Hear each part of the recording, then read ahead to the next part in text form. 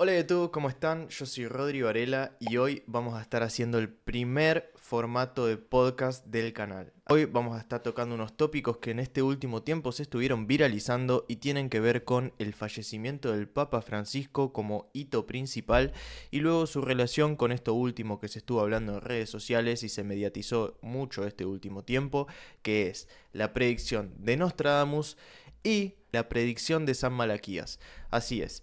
Si no conoces quién es Malaquías, genial, porque en este video lo vas a ver.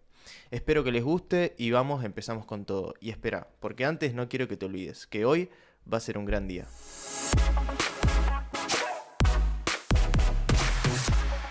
Bien, vamos a empezar un poquito, digamos, contextualizando de qué va a ir el podcast. La realidad es que vamos a hacerlo un poquito más desestructurado, que sea más una charla, más que otra cosa, en la cual yo les voy a estar contando qué pasó. Primero, para aquellos que no saben, dudo que no sepan, salvo que vivan con Patricio debajo de una roca. El lunes pasado, 21 de abril, aproximadamente a las 7:35 de la mañana, recibimos lastimosamente la triste noticia de que el Papa Francisco falleció. Para quienes no sabían, en este último tiempo el Papa venía sufriendo una serie de pequeñas secuelas que iban dejando enfermedades. Lo veíamos bajo de energía, fue teniendo distintas secuelas que lo llevó a tener lo que se llama un paro cardiovascular.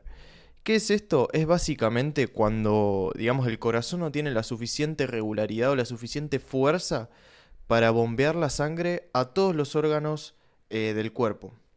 ¿Qué pasa? Cuando no bombeamos la suficiente sangre a lo que es, el CPU de nuestro cuerpo humano, que es el cerebro, podemos sufrir lo que se llama un ACV, un accidente cerebrovascular.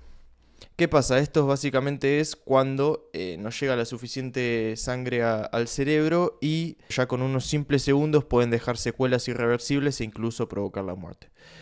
Lastimosamente, esta secuencia de accidentes que sufrió el Papa hizo que este 21 de abril del 2025 fallezca.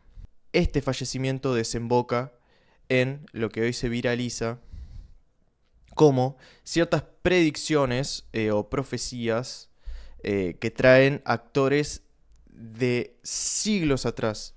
Pero te estoy hablando quizá del siglo XI y del siglo XVI, como lo fueron San Malaquías, y con quien vamos a estar también compartiendo un par de situaciones o predicciones, Michel Notre Dame, o más conocido como Nostradamus. Bien, vamos a empezar quizá contando un poco también lo que fue la breve biografía del Papa. Más que nada como para que después ustedes puedan empezar a conectar y tranquilamente hacer unos análisis personales, que quizá lo que busco yo con esto no es ser parcial, sino abstenerme de yo plantear mis ideas y que ustedes puedan sacar sus propias conclusiones, ¿ok? Bien. El Papa Francisco, o previo a ser papa conocido como Jorge Mario Bergoglio, nació en 1936 en el barrio de Flores. Ustedes tengan en cuenta que el Papa Francisco tuvo padres inmigrantes que vinieron de Italia. De hecho, el padre, que casualmente se llama Mario Jorge Bergoglio, que vino en 1929 desde Italia, se exilió por el fascismo que había en esa época, encabezado por Benito Mussolini. Pudo escapar, llegó acá a la Argentina y se hospedó en el barrio de Flores. El barrio de Flores para ese entonces es caracterizado por recibir inmigrantes y que haya asentamiento de distintos inmigrantes. En este contexto, el colectivo italiano.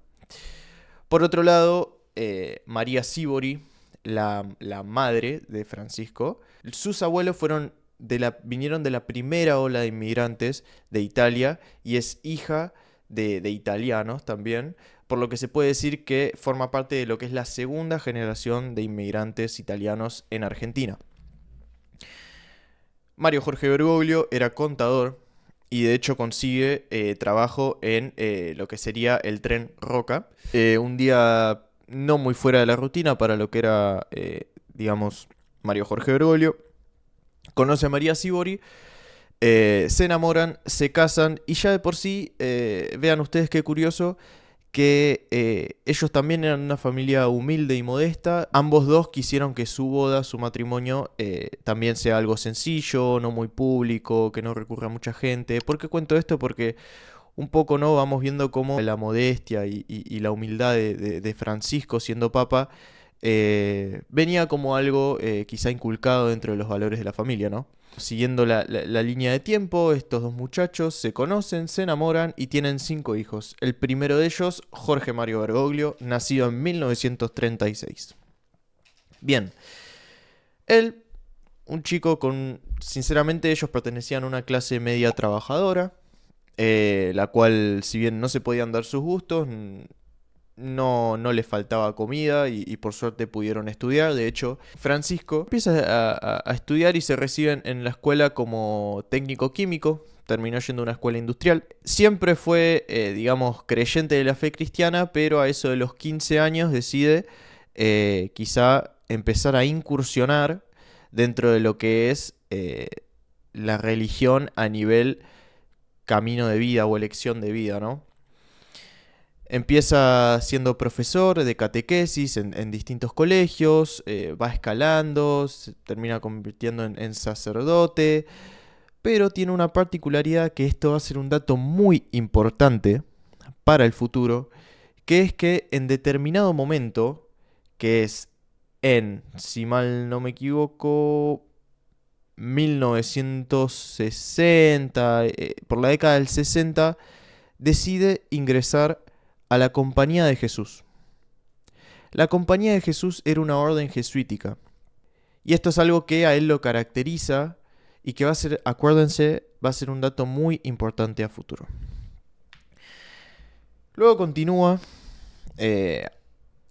incursionando en todo lo que es la iglesia y en 1988 se convierte en arzobispo de Buenos Aires. No quitemos el foco en que en toda su transición por la iglesia, Francisco siempre tuvo una buena mirada del entorno, digamos. O sea, siempre tuvo muy buenas referencias de lo que es la iglesia. De hecho, sus ascensos en parte se deben a eso, ¿verdad? Pero ¿qué pasa? Pasan los años, llegan los 2000, llegan el 2010 y en 2013 sucede un hecho que va a cambiar la vida no solo de Francisco, sino de todo el mundo. En 2013, en ese entonces actual Papa Benedicto XVI decide renunciar al papado.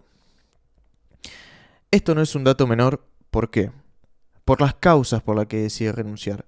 Ustedes tengan en cuenta que para los años 90, para los años 2000, la Iglesia sufre una fuerte crisis en cuanto a la fe cristiana. ¿Por qué? Motivos de que hubo muchas denuncias internas de abusos sexuales dentro de la iglesia.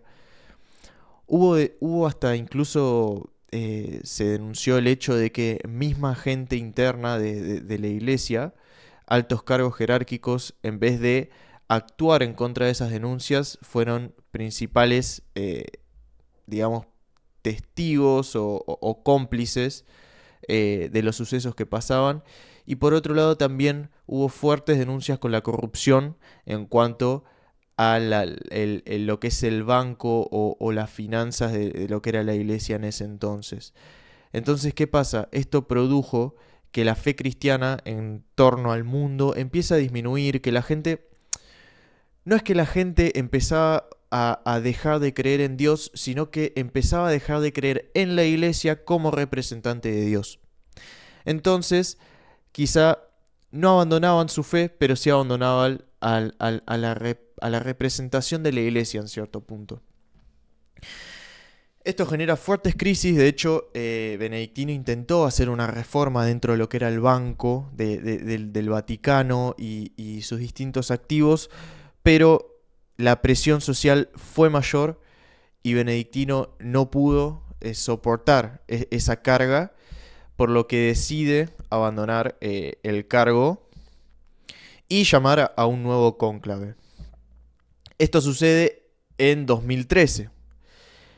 Cuando se llama a un nuevo cónclave, entre todas las personas que estaban dispuestas a tomar ese cargo, había una persona, de la cual intuyo que ya sabrán de quién estamos hablando, que va a ser quien tome el cargo en 2013. Y así es, el Papa Francisco. Francisco va a ser el primer papa jesuita en la historia de la Iglesia Católica. Era una persona distinta a lo que se venía acostumbrado a ver. Y eso a la gente primeramente le gustó. Pero ¿qué pasó? Luego, los grupos más conservadores no se sentían identificados con esta persona porque tenía este sentido de inclusión, como podría ser el grupo homosexual, el grupo LGTB y demás grupos, que en su momento no estaban tan involucrados o no estaban tan incluidos en la historia. De hecho, en la historia de la religión, entiendo que no estaban directamente incluidos y hasta incluso eh, se los ha considerado como un mal para la sociedad. Pero bueno, este básicamente es el contexto de lo que es o de lo que fue Jorge Mario Bergoglio. ¿Qué pasa? El 21 de abril, él fallece. Y acá vuelve, quizá de abajo de la tierra, o de los escombros, o del polvo, como lo quieran tomar, vuelve una profecía de un ser que vivió entre el 1094 y el 1148 después de Cristo.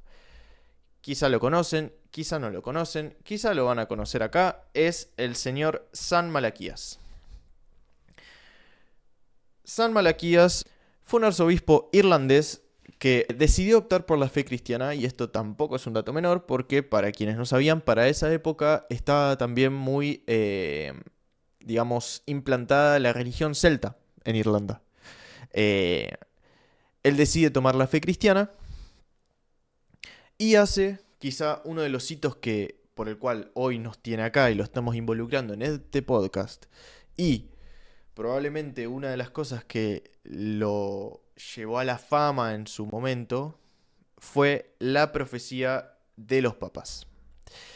¿En qué se basa la profecía de los papas? Bueno, él plantea que en un viaje a Roma, él tiene una visión donde ve básicamente pasar a una serie de papas en línea cronológica y llega hasta incluso el último papa. El último papa es la incógnita que hace que este podcast exista. ¿Por qué?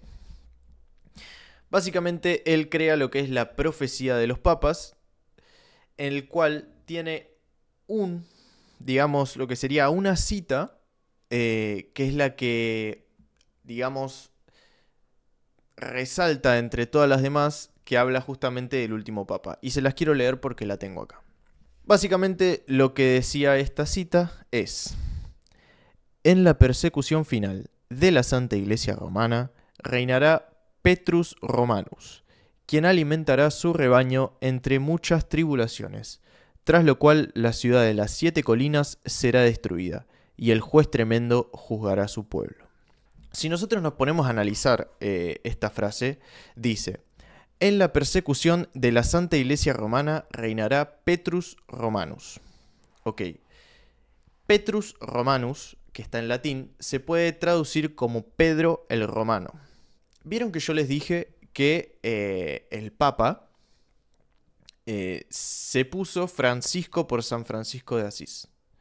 Bien. San Francisco de Asís básicamente fue un sujeto que existió realmente, que se dedicó básicamente a beneficiar a los más necesitados. Es decir, toda su vida fue con un objetivo principal, que fue ayudar a quienes más lo necesitan. Y si nos ponemos a pensar que esto quizás sí hay que analizarlo un poquito más en profundidad, Petrus Romanus o Pedro Romano, no nos olvidemos que el primer papa de todos fue Pedro el Apóstol. Entonces, Pedro también se caracterizó, bueno, por levantar la iglesia y también por este hecho de, digamos, ayudar a los más necesitados. Entonces lo que se relaciona, quizás un poquito rebuscado, pero en lo que se relaciona es básicamente entre el primer y último papa, porque el accionar de Francisco tuvo demasiados sesgos que dejaron ver que tenía una orientación muy similar a la de San Francisco de Asís y a la de Pedro, el primer papa, el apóstol. Entonces lo que se dice es que Petrus Romanus o Pedro Romano es el Papa Francisco. Es decir, Romanus porque residía en Roma, y por otro lado Petrus sería Pedro, que por eso se lo asocia a Francisco con lo que es el Petrus Romanus en esta frase. Si ustedes se ponen a pensar, ya empezamos a entrelazar que acá está hablando básicamente de un ciclo donde el primer papa se llama Pedro y el último papa, por así decirlo, también es Pedro. Entonces como que habla de un cierre de ciclo. Luego dice, quien alimentará su rebaño entre muchas tribulaciones, tras lo cual la ciudad de las 7 colinas será destruida. La ciudad de las 7 colinas básicamente hace referencia al Vaticano. Y por último dice, y el juez tremendo juzgará a su pueblo. El juez tremendo será, bueno, Dios. Entonces, ¿qué quiere decir esto? Esta es una cita que está referenciada a lo que es el Apocalipsis y el fin de los tiempos. Quiere decir que Francisco guió a su rebaño, es decir, guió a la fe cristiana, para que cuando termine su mandado, inicie lo que sería el Apocalipsis o el fin de los tiempos. Cabe destacar que esta predicción de San Malaquías es apócrifa. O sea, es decir, la Iglesia Católica no avala esta predicción.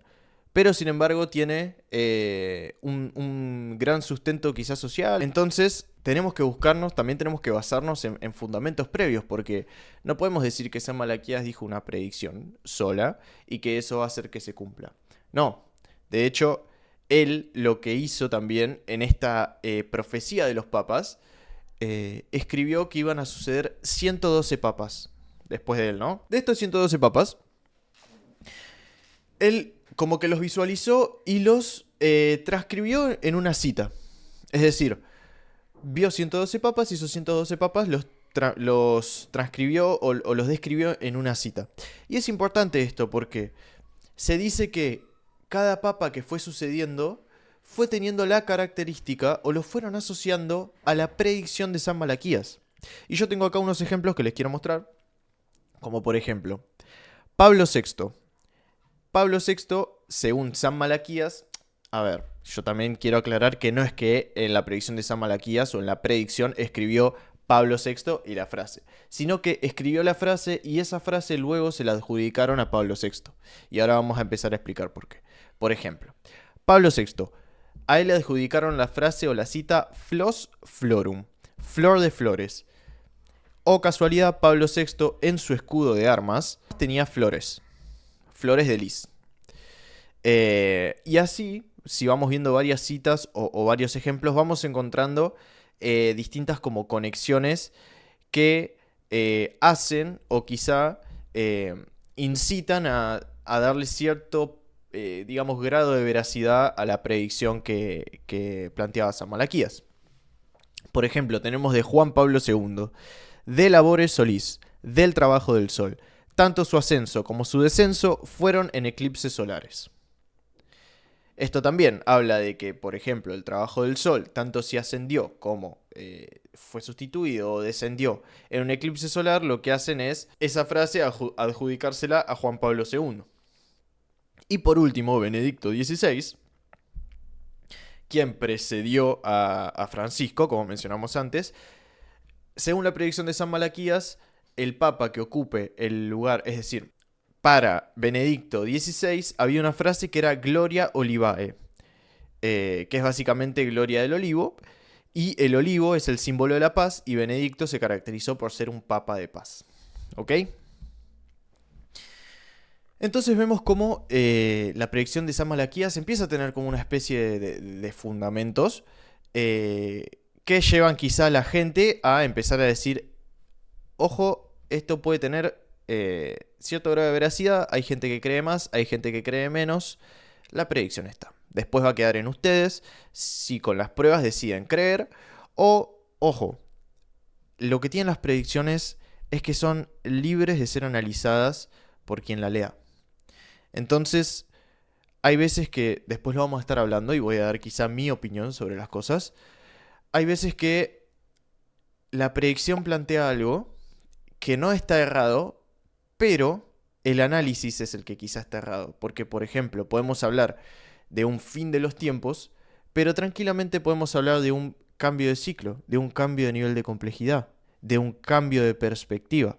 Entonces, es importante tener los fundamentos para luego poder hacer un análisis y entender qué es lo que quiso decir esa persona cuando lo puso. Ojo, esto no quita que San Malaquías quizá se estaba dando una seca de anda a saber qué y puso cualquier cosa, ¿entienden? Yo no afirmo ni niego nada, chicos. Pero bueno, básicamente volví... me fui, chicos, perdón. Volviendo un poco a lo que planteaba en la profecía de los papas, San Malaquías deja, y acá también es algo importante, él deja ver que va a haber 112 papas, es decir, que el 112 va a ser el último. O casualidad, luego de haber hecho esa profecía, hay 111 papas con Benedicto VI y luego aparece un 112avo. Ese 112avo, el cual, adivinen cuál era la cita que tenía este 112avo, Petrus Romanus. Entonces, ahora quizá empieza a hacer un poco de sentido todo lo que se vio en cuanto a Pedro el Romano, el Vaticano, Francisco y Pedro. Entonces, en síntesis, San Malaquías lo que planteaba era el comienzo del Apocalipsis post muerte del Papa 112avo, Petrus Romanus, o hasta entonces conocido, Francisco. ¿Ok? Esa es la predicción que hace San Malaquías. Por otro lado, y por otro horizonte, ojo, no quiero decir que este otro lado no se haya visto influenciado por lo que planteaba San Malaquías, aparece otro sujeto en la historia, pero acá ya estamos en el siglo XVI, particularmente en el 1503, que es Don Michel de Notre Dame, o más conocido como Nostradamus. Nostradamus es un muchacho francés. Básicamente nace en Saint-Rémy-de-Provence, una ciudad al sur de Francia, con una familia que inicialmente fue judía. ¿Por qué digo inicialmente? Los abuelos eran judíos, pero frente a las persecuciones por la religión por parte de la fe católica o de la iglesia católica, ellos deciden convertirse al cristianismo. Es decir, Nostradamus termina haciéndose cristiano y en parte también el Michel de Notre Dame luego se modifica, digamos, o sufre una modificación al latín, denominándose, como lo conocemos, Nostradamus. Hay que tener en cuenta que este muchacho es digamos, un médico, un astrólogo y algo que quizá se va a poner en tela de juicio durante su historia, que fue boticario. ¿Qué es boticario? Básicamente es aquella persona que se dedica a, con distintos conocimientos, ingredientes y recetas y demás, hacer todo lo que serían fármacos o hierbas medicinales y cierta ciencia médica como para poder hacer curas o píldoras o fármacos. ¿Por qué digo que esto va a ser juzgado? Porque en ese entonces lo que era la medicina y la facultad de medicina no aceptaba que estudiantes tengan este tipo de trabajos. Ustedes tengan en cuenta que estamos por el 1500 y para cuando Nostradamus empezó a a estudiar en la facultad y demás, ya estábamos en 1515, 1500. Acuérdense que en ese momento a la facultad podías entrar con 15 años.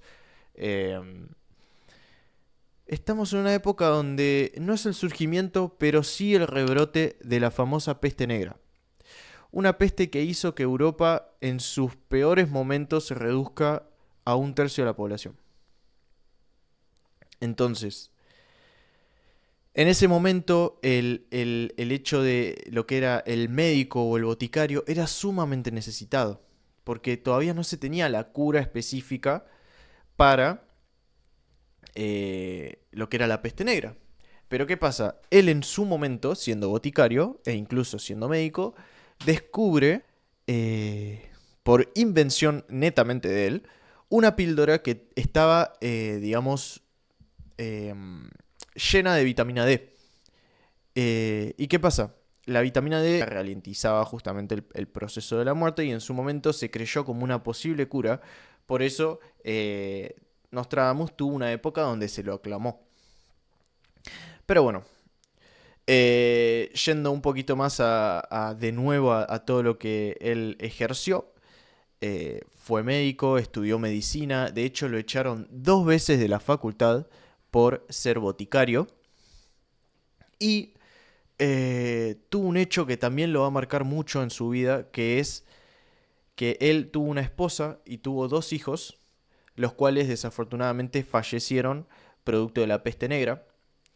Esto no solo va a ser un golpe de por sí muy duro para su vida, sino que también va a tener una condena social por la cual lo van a culpar, no solo por no haber hecho nada, sino también de hereje, eh, por lo que él va a decidir exiliarse en cierto punto y decide irse de Francia y empezar a recorrer distintas partes de Europa.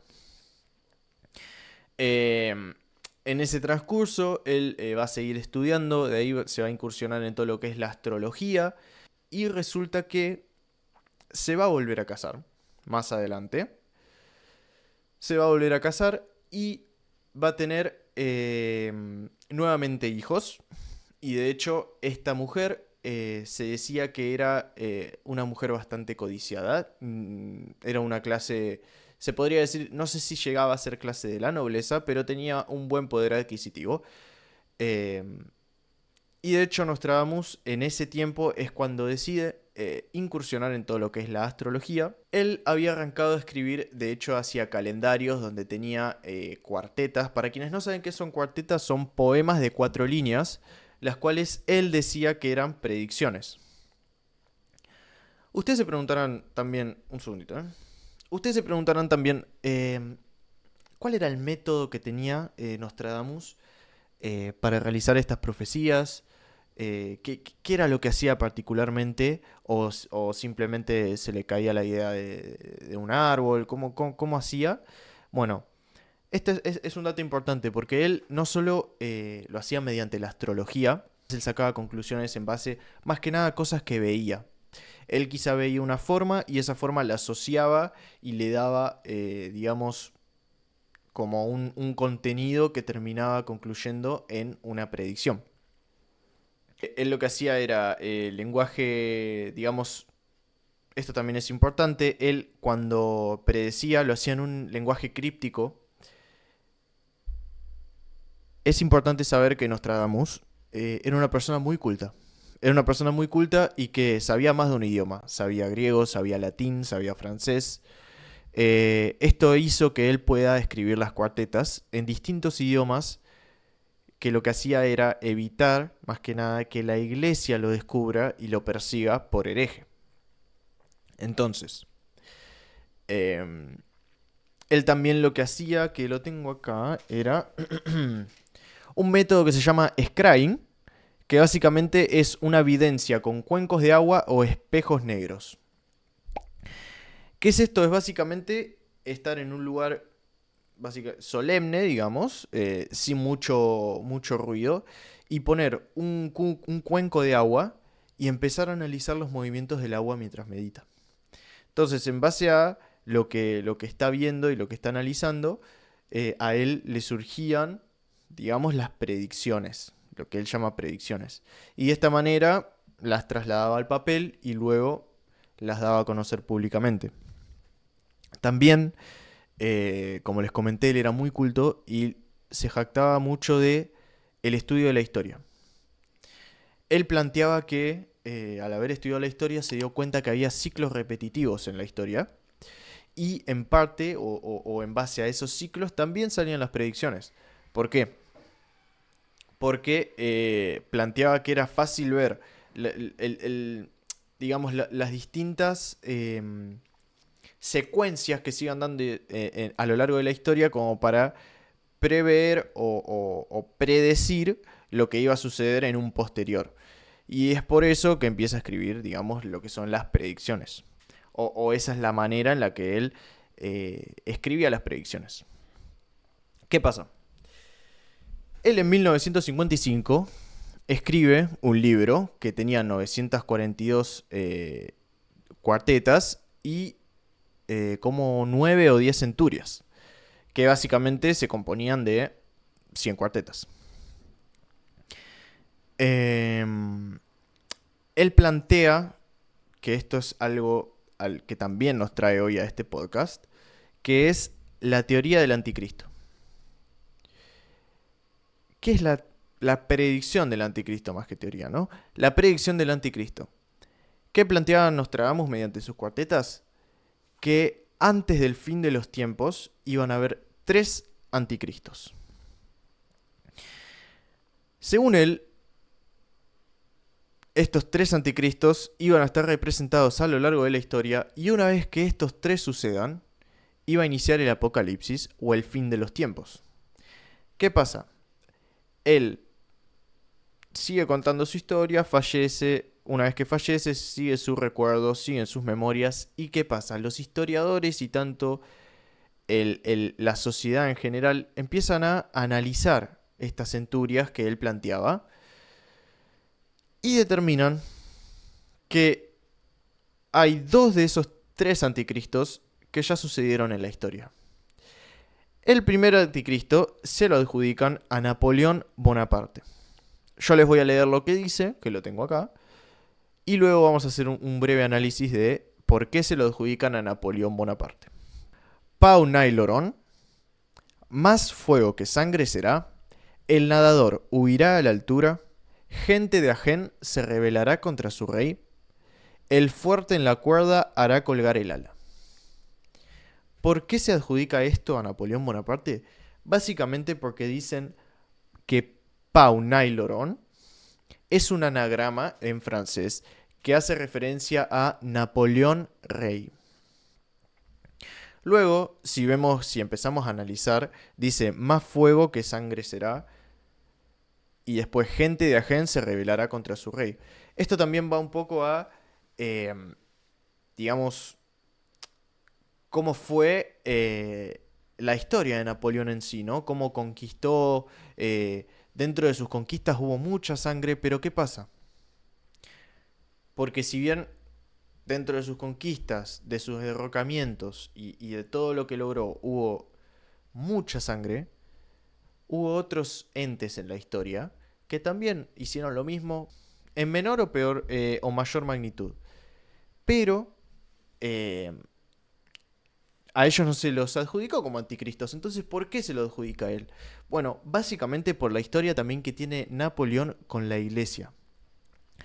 Para aquellos que no conocen, Napoleón se caracterizó mucho por destituir monarquías. En ese momento las monarquías estaban sumamente influenciadas por la fe católica. Entonces, hace que él sea una persona bastante violenta y cancelada, por así decirlo, para lo que eran la iglesia en ese entonces. De hecho, los manejos que tuvo, incluso ha secuestrado a un papa, o sea, en esos términos estamos hablando cuando nos ponemos a hablar de Napoleón.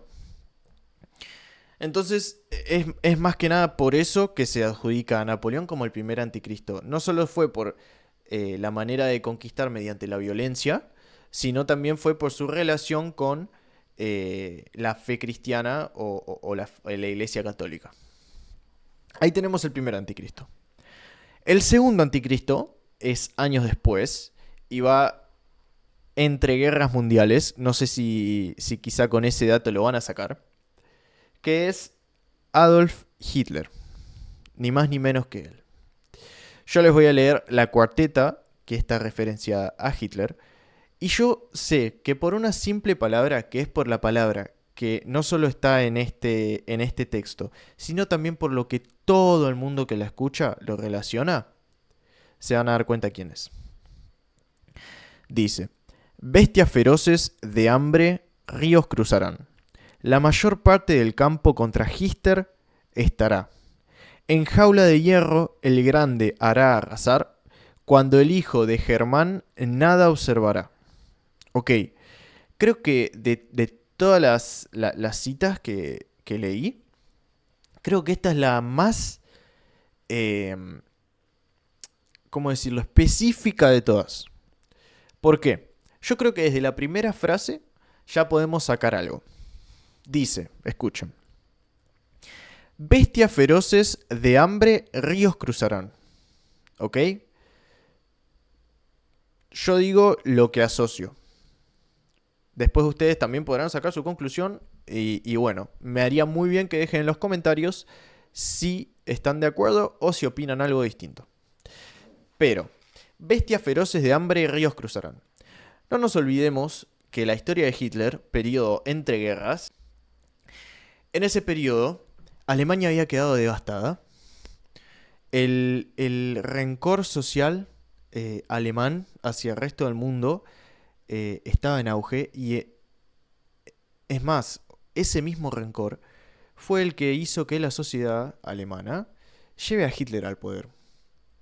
En ese momento Alemania estaba pasando por la peor crisis en la historia alemana.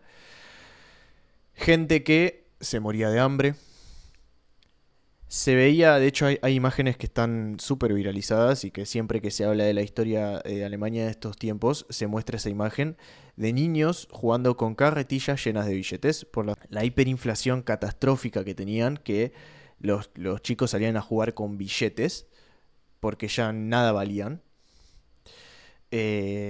Bueno, también de más está decir que habían firmado los 14 puntos de Wilson, que no tenían, digamos, no tenían la posibilidad de construir nuevamente un ejército, fuerzas militares, tenían que pagar una indemnización, tenían la economía súper crítica.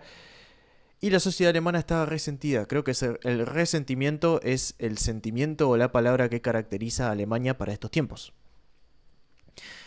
Entonces yo creo que se lo adjudico un poco a eso, a bestias feroces de hambre ríos cruzarán. Yo creo que tranquilamente se lo podríamos adjudicar a eso. Luego dice, la mayor parte del campo contra Hitler estará. Ya de por sí, Hitler es la palabra que todos hacen que se asocia a Hitler. De igual manera, si no estuviera la palabra Hitler, yo creo que con lo otro que dice la cita o la cuarteta, tranquilamente lo podemos adjudicar a él. Esto siento que quizás está un poquito rebuscado, pero a la vez cada vez que lo leo me parece más acertado. Dice, en jaula de hierro el grande hará arrastrar. ¿Qué se dice que es la jaula de hierro? Los tanques. Recuerden que para esa época Alemania había iniciado con la implementación de los tanques. De hecho era una de sus armas más potentes. Y las guerras relámpago, que bueno, también tenían que ver un poco con la implementación de los tanques, de hacer algo, una invasión bien programada, pero eficaz y rápida para empezar a dominar territorios, etc. Y por último, la última frase que dice, cuando el hijo de Germán nada observará. Bueno, Germán, germánico, German, como ustedes le quieran decir, claramente hace referencia al hijo de Alemania o al hijo germánico que podemos volver a hacer una conexión con Hitler, ¿no? Entonces, si tenemos estas dos cuartetas, ¿no? Que hacen alusión a estos dos anticristos. ¿Quién es el tercer anticristo? O quién, mejor dicho, quién va a ser el tercer anticristo? Porque también tenemos que tener en cuenta una cosa, y es que Ambas predicciones involucran a Francisco, pero no adjudican ambas el fin de los tiempos a Francisco como personaje principal, sino al hecho de su fallecimiento o al hecho del fin de su mandato. No quiere decir que Francisco sea el tercer anticristo, no, eso no, sino que luego de Francisco, es más, ahora cuando le lea la cita, la cuarteta se van a dar cuenta. La tercera cuarteta dice: por la muerte de un pontífice muy anciano, será elegido un romano de buena edad. De él se dirá que debilita su sede, pero mucho tiempo estará sentado y en actividad mordaz. Ojo, porque hay otra cita también que adjudican al tercer anticristo, y se las voy a leer en consecuente y después analizamos las dos juntas. No será el romano pontífice elegido, ni cerca ni lejos se le prestará atención. Un joven de piel oscura, con la ayuda del gran rey, entregará la bolsa a otro de color rojo. Estas son las dos cuartetas que hacen referencia al tercer anticristo. Se cree que la primera frase, que dice: por la muerte de un pontífice muy anciano será elegido un romano de buena edad, se cree que el pontífice muy anciano que falleció es el Papa Francisco. Entonces, ¿qué pasa con esta cuarteta del tercer anticristo? Ya deja ver, que el tercer anticristo va a ser la persona que suceda al Papa. Entonces dice, será elegido un romano de buena edad, de él se dirá que debilita su sede, pero mucho tiempo estará sentado y en actividad mordaz. Básicamente lo que planteaban, según estuve viendo y según estuve investigando, es que el próximo papa o el sucesor va a tener una imagen de bondad, de generosidad, de buen accionar, pero que en el fondo va a tener otras intenciones que no van a ser para nada positivas y que justamente van a determinar el inicio del apocalipsis. Ojo, no estamos diciendo que el Papa tenga poderes y que habrá portales, y ni mucho menos, sino que las acciones que va a tomar van a llevar a distintas crisis dentro de la iglesia.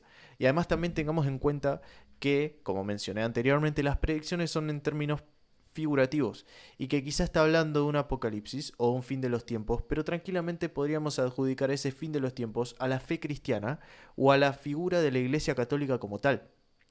No es necesario o no necesariamente esto quiere decir que es el fin del mundo humano. Sino puede ser tranquilamente un cambio de paradigmas y el fin del mundo, pero ¿cómo lo conocemos?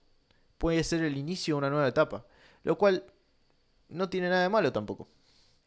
Entonces, esto decía la primera cita, que terminaba con: de él se dirá que debilita su sede, pero mucho tiempo estará sentado y en actividad mordaz.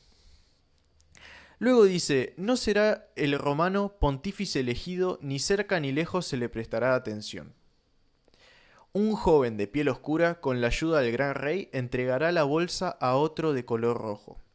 Bien, esta última cita que acabo de leer ahora es una cita que desató probablemente los trending topics de Twitter en su momento. ¿Por qué? Porque se habla de, en crudas palabras, de un papa negro. Cuando dice: un joven de piel oscura, con la ayuda del gran rey, entregará la bolsa a otro de color rojo. Se habla del papa negro y eso se lo adjudica mucho a que en el nuevo cónclave que se va a realizar, donde se van a juntar y determinar quién va a ser el próximo papa, hay candidatos que son de origen africano y que justamente su color de piel es negro. Entonces es por eso también que tienen ese sentimiento de que la teoría o de la predicción puede ser real. Porque dicen que puede ser un próximo papa negro. Pero ojo, hay quienes dicen que cuando dice que es un papa negro, en realidad se lo adjudican a Francisco porque la orden jesuítica tiene una toga de color negro. Entonces, hay dos maneras de verlo. Como que el último papa, entre comillas, o el papa, perdón, que desata lo que sería el caos o el apocalipsis es negro, o que, bueno, fue Francisco por ser jesuita. Pero bueno, esos son los análisis de lo que sería el tercer anticristo. Y la relación sumamente fuerte con lo que tiene que ver con el Papa Francisco y su fallecimiento. Pero ahora, habiendo dicho esto, quiero que empecemos a analizar un poco ambas predicciones. Y quiero que empecemos a, digamos, en cierto punto construir nuestra propia idea o conclusión, o mismo empezar a hacernos nuestras propias preguntas. Empezar a plantearnos, ¿no? Porque por un lado, como les comentaba, esto de la predicción del fin de los tiempos y demás, ustedes tengan en cuenta que ya de por sí, eh, el Papa Francisco fue un cambio sumamente disruptivo a la hora de elegir un nuevo papa. Francisco tenía una mentalidad completamente distinta a lo que se estaba acostumbrado. Eh, y eso si bien fue bueno, porque yo diría, me atrevería a decir que su asunción fue con la intención de mejorar la imagen pública de la iglesia. Eh, Luego, particularmente para aquellos que son quizá, o para aquellos grupos conservadores, eh, fue un arma de doble filo porque finalmente terminó planteando ideas o teniendo ideales que llevan a la igualdad y a la inclusión de incluso sectores que los grupos más conservadores de la iglesia no tenían intenciones de incluir. Entonces hay también un cambio que pudo llevar, ¿por qué no?, a el fin de los tiempos, ojo, de lo que es la concepción de la iglesia católica y la fe cristiana. Por otro lado, también tenemos que tener en cuenta que el hecho de la asunción también de Francisco fue una seguidilla de sucesos que eh, también no se daban me atrevo a decir, siglos, eh, y que también llevaron a un cambio radical de la manera de ver las cosas. Ustedes pónganse a pensar que eh, el Papa Francisco no solo venía de una orden jesuita, sino que también fue el primer papa latinoamericano en la historia de la Iglesia Católica. Y por otro lado, la manera de asumir, de asumir el cargo, tampoco fue normal, porque hace 600 años no sucedía que un papa renunciaba a su cargo y Benedicto XVI renunció a su cargo. Ojo, yo no estoy diciendo que fue prearmado, ni mucho menos. O sea, fueron las condiciones que se fueron dando eh, que provocaron este suceso, ¿no? Entonces, yo creo particularmente que no se refiere al fin de los tiempos de la humanidad, ni al apocalipsis como suceso determinante del ser humano. Yo creo que sí estaría bueno empezar a darle un foco distinto a el fin de los tiempos.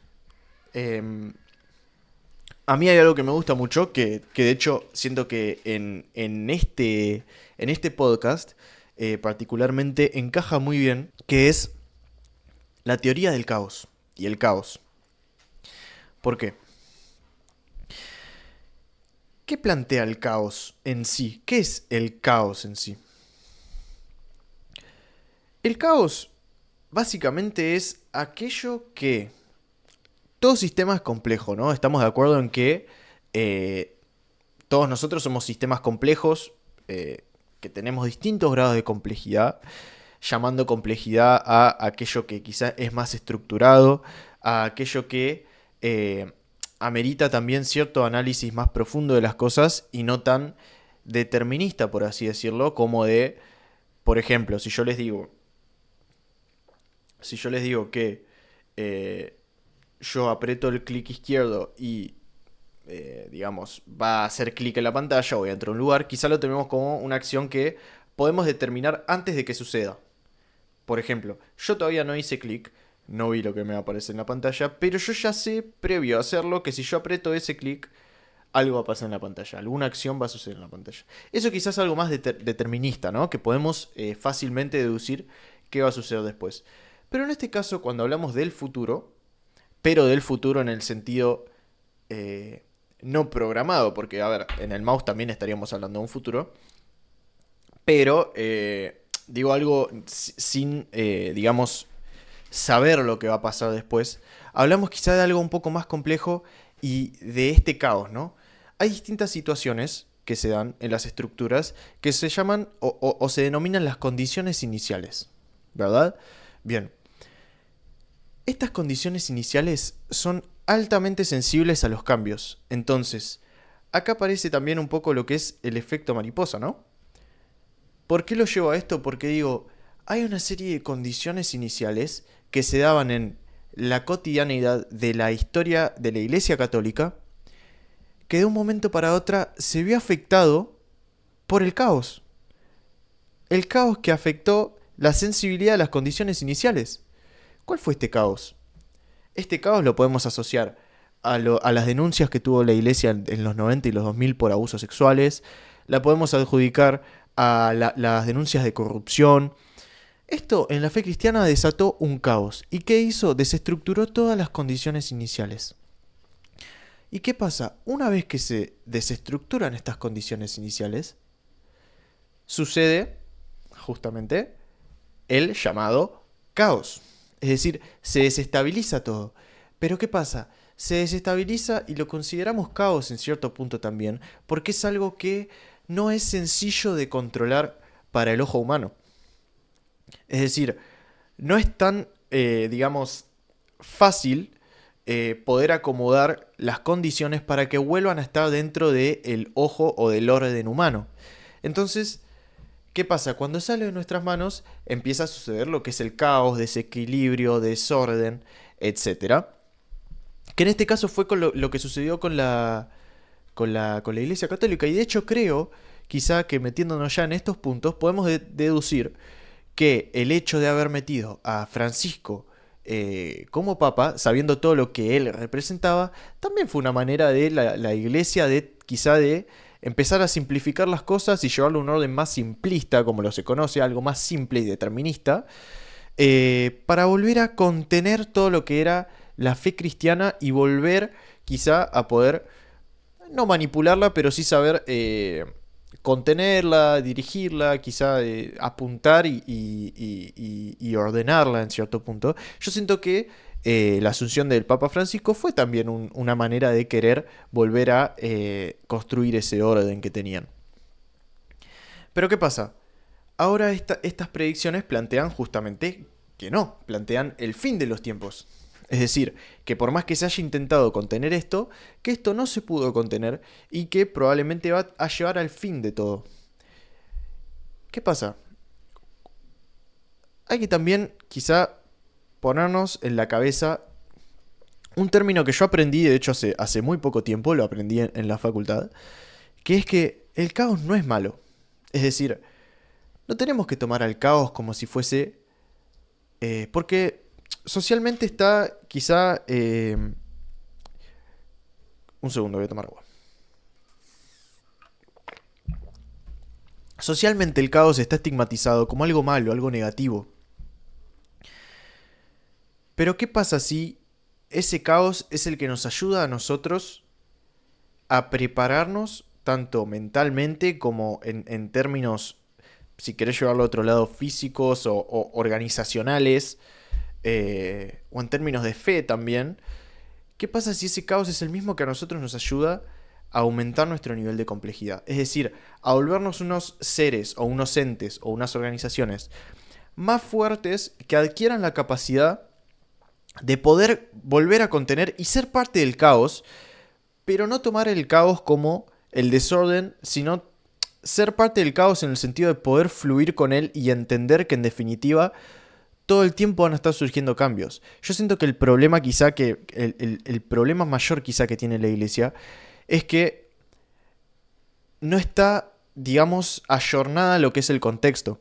Se quedó tan atrás y estos últimos años la sociedad y las culturas estuvieron evolucionando tanto que inherentemente por el hecho de haberse quedado tan en el pasado, no pudieron contener más el cambio y se les fue de las manos.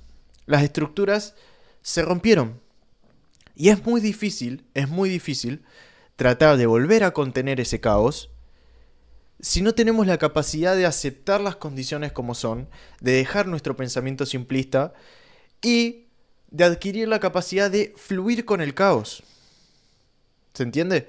Hay un término que también me gustó mucho que me dejó una profesora en la facultad, que es el término de estructuras disipativas y el término de autopoiesis.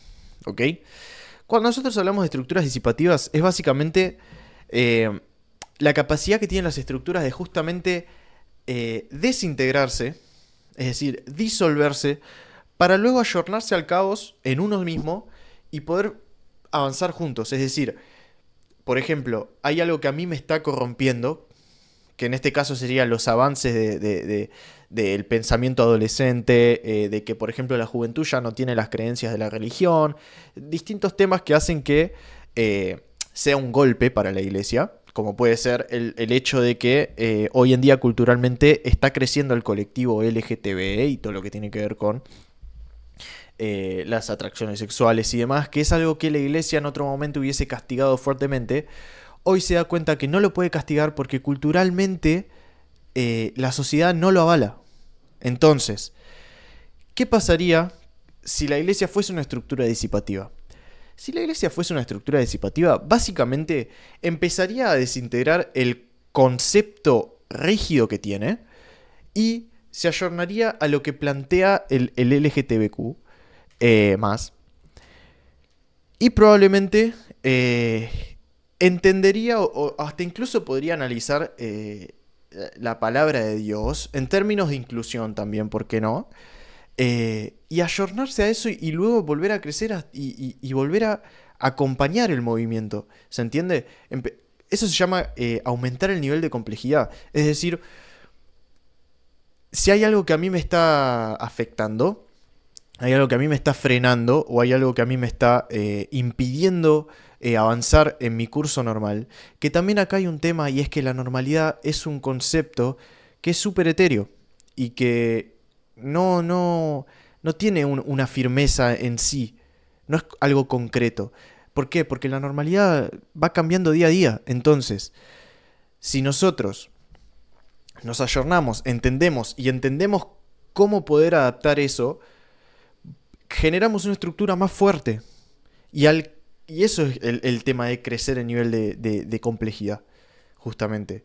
Generamos esa capacidad y avanzamos. Y de esa manera nos volvemos una organización definitiva más compleja. Y no llevemos, no llevemos más compleja a más difícil, sino llevémoslo a, aprendimos, en términos más humanos o más llevados a piso, sería, esto me está molestando, voy a aprender de lo que me está molestando, me voy a adaptar a eso y vamos a tratar de entenderlo y una vez que lo entendamos voy a avanzar con eso encima. Porque de eso se trata también, de ayornarse, de entender, adaptarse. Chicos, esto lo pueden ver en todos los términos de la vida, no solo con la iglesia. Si quieren nos vamos más a lo científico y nos vamos a Darwin. Darwin con la teoría de la selección natural planteaba lo mismo. O sea, los seres que supieron evolucionar fue básicamente porque tuvieron la capacidad de adaptarse al entorno. Ojo, esto lleva mucho tiempo. Obvio que depende de la situación, va a llevar más o menos. Dudo que a la iglesia, salvo que estemos realmente atrasados, dudo que a la iglesia le lleve el mismo tiempo ayornarse a la inclusión y a las minorías que... O sea, dudo que le cueste o que le dure menos tiempo eso que lo que le duró a un renacuajo salir del agua y transformarse, no sé, en un dinosaurio, ¿entienden? O cosas así. Entonces, obvio que la evolución tiene su tiempo, pero en este caso también tiene que haber predisposición. Porque la realidad es que hoy en día hay un montón de grupos conservadores que siguen creyendo que la iglesia es un concepto súper concreto y que no puede salir de eso y que algo que sale de eso es sumamente pecador. Y no es así. Entonces me gusta traer este término como para quizá tratar de ver las predicciones, tratar de... Quizá me fui un poquito del tema predicciones, pero porque quiero también como que se lleven algo de este podcast. Primero que les haya interesado y segundo que empiecen a ver las cosas como de otra perspectiva y no ser tan lineales en lo que uno plantea. Porque yo realmente cuando estuve aprendiendo este tema vi un montón vi un montón de opiniones, un montón de puntos de vista y un montón de perspectivas y sin embargo me quedo con esto, ¿no? Esto de las estructuras disipativas y de la autopoiesis, que la autopoiesis en definitiva es esta capacidad de poder, digamos, desestructurarse, adaptarse al caos y hacer una unidad un poco más compleja, ¿no? Crecer en un nivel de complejidad. Yo sinceramente lo veo desde ese lado. Y me encanta haber visto este tema porque siento que da mucho de qué hablar. Que cada uno piense si realmente tiene que ver con el fin del mundo, o tiene que ver con un cambio radical, o tiene que ver con el último papa y el apocalipsis. Yo creo que cada uno va a sacar sus conclusiones y va a salir algo muy fructífero de esto. Y bueno, gente, eso fue todo por hoy. Espero que les haya gustado tanto como me gustó a mí hacerlo. La verdad que es un tema que da mucho de qué hablar. Y me gustó mucho poder haber dado esa última conclusión de mi lado y ojalá haberles podido no solo entretener, sino también que se puedan poner a analizar la situación y mirar los distintos puntos de vista. Espero que me lo hagan saber en los comentarios. Si les gustó lo que hice, denle like y espero que vayamos por muchos más. Ojo, escuchen. Voy a confiar en que si hay algún tema del que quieran hablar y quieran hablarlo conmigo, me lo hagan también saber en los comentarios. Saben que siempre son bienvenidos. Les mando un abrazo enorme y no se olviden que hoy va a ser un gran día. Chau.